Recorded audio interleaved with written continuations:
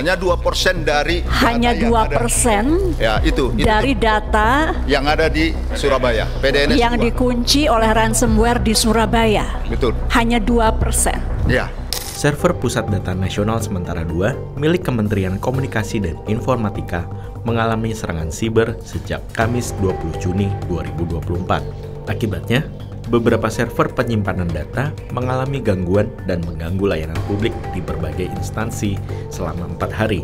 Salah satu yang terkena dampak adalah keimigrasian. Ayo, siapa kemarin yang lagi pengen atau habis liburan dari luar negeri? Duh, nggak jadi healing, malah jadi pening nih.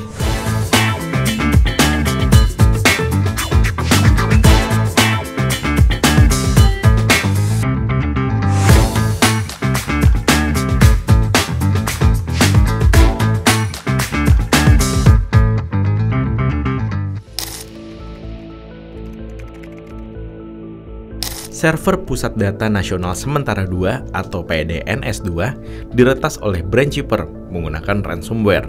Ransomware sendiri adalah jenis malware atau program berbahaya yang dapat mengunci file atau bahasa kerennya mengenkripsi baik komputer atau ponsel pintar. Bila ingin mendapat sandi untuk membuka kuncinya, korban biasanya diminta untuk membayar sejumlah uang. Dalam kasus penyerangan kali ini, si peretas meminta uang 8 juta dolar AS atau setara dengan 131 miliar rupiah sebagai tebusan kepada pemerintah Indonesia. Gila, gede banget. Menteri Komunikasi dan Informatika Budi Ari Setiadi menjelaskan bahwa meskipun infrastruktur backup data sudah disediakan, hanya sebagian kecil dari entitas pemerintah yang memanfaatkannya. PDNS Surabaya memiliki 1.630 virtual machine mencakup 28,5% dari total 5.709 virtual machine yang dapat digunakan untuk menyimpan data saat ini. Karena hal itu, proses pemulihan terhambat karena tidak semua pengguna membackup data mereka. Hanya sekitar 2% dari data di PDNS Surabaya yang berhasil dicadangkan. Alhasil, data dari 282 lembaga dan 47 domain dari pemerintah yang ada di PDN terkunci dan tersandra oleh peretas. Dalam raker bersama DPR, pihak Kominfo mengaku perannya sebagai pengelola PDNS terbatas karena tidak memiliki hak akses terhadap data di dalamnya. Coba Pak Dirjen jelaskan secara teknisnya. Fasilitas backup sudah kami sediakan. Kami ini adalah prosesor, bukan controller, bukan data, bukan milik kami dan kami nggak boleh lihat, seperti tadi Ibu katakan. Sebagai respons, Kominfo berencana untuk mengubah aturan agar setiap data di PDNS wajib memiliki cadangan. Alasan kurangnya backup data sebelumnya adalah karena regulasi yang tidak mengharuskan hal ini, serta banyak entitas yang tidak memiliki anggaran untuk infrastruktur backup. Dalam waktu singkat saya akan buat aturan semua kementerian lembaga daerah dalam urusan data ini harus mandatori dia punya backup. Hal tersebut menunjukkan kurangnya awareness dalam praktek backup data. Ya ampun, padahal Indonesia udah mengkampanyekan Indonesia Digital 4.0, tapi masih aja bisa terkena serangan kayak gini. Ntar dulu, ada untungnya tapi nih. Belum semua kementerian dan lembaga patuh untuk menyimpan data di PDNS. Justru imigrasi, sebagai salah satu lembaga yang paling patuh, jadi terkena dampak peretasan paling besarnya.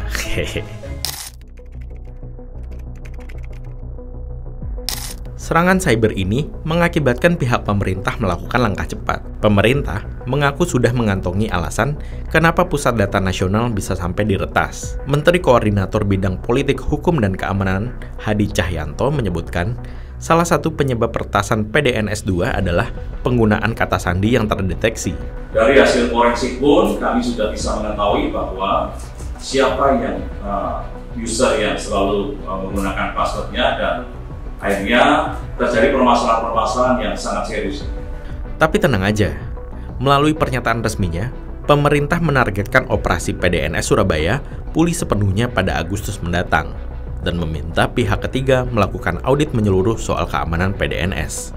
Sesuai dengan perintah Bapak Presiden, bulan Juli sudah operasional normal dan kita backup keamanannya dengan berlapis. Setelah publik rame-rame menuntut pertanggungjawaban, akhirnya ada nih pihak pemerintah yang mengaku bertanggung jawab dan menyatakan mundur dari jabatannya. Pada Kamis 4 Juli 2024, Dirjen Aptika Samuel Pangerapan menyatakan mengambil tanggung jawab moral dan mundur dari jabatannya. Per tanggal 1 Juli kemarin, saya sudah mengajukan pengunduran diri saya secara lisan dan suratnya sudah saya serahkan kemarin kepada Menteri Kominfo. Kejadian ini bagaimanapun juga secara teknis adalah tanggung jawab saya sebagai Dirjen Pengampu dalam proses transformasi pemerintahan secara teknis. Jadi saya mengambil tanggung jawab ini secara moral dan saya menyatakan harusnya selesai di saya karena ini adalah masalah yang harusnya saya tangani dengan baik. Mantap Pak, gini nih, gentle. Nah, kalau gitu bagus deh udah ada yang tanggung jawab. Tar dulu, tapi nasib data kita gimana nih? Pasrah aja gitu kita serahin ke hacker? Bukan orang Indonesia namanya kalau tidak pandai bersyukur di tengah musibah yang dihadapi. Untungnya nih guys, Pertas Brainchipper dikabarkan rela ngasih kunci gratis pada Rabu 3 Juli 2024 untuk membuka data tersebut secara cuma-cuma tanpa perlu dibayar sepeser pun. Jika kunci enkripsi tersebut benar-benar dibuka oleh Pertas, ini artinya server PDN-S2 bisa pulih di hari yang sama. Brainchipper bilang, perilisan kunci enkripsi secara gratis ini bertujuan untuk membuktikan kalau pemerintah Indonesia memerlukan keamanan siber yang lebih kuat, terutama dari sisi sumber daya manusia.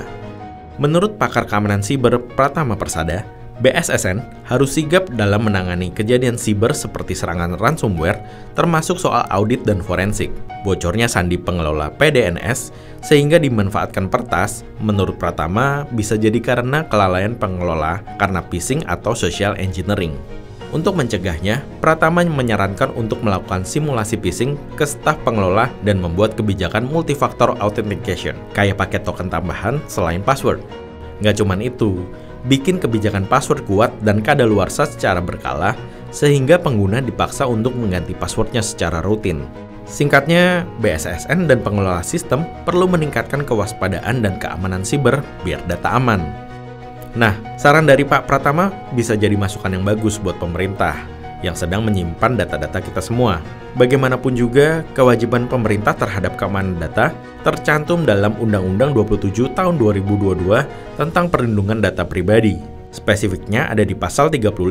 Serangan ransomware di Indonesia bukan sekedar masalah teknologi atau keamanan siber negara.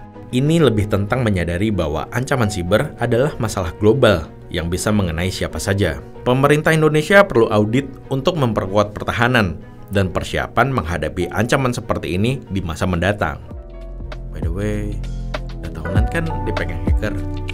Kalau data offline dipegang kang gorengan ya. Hehehe.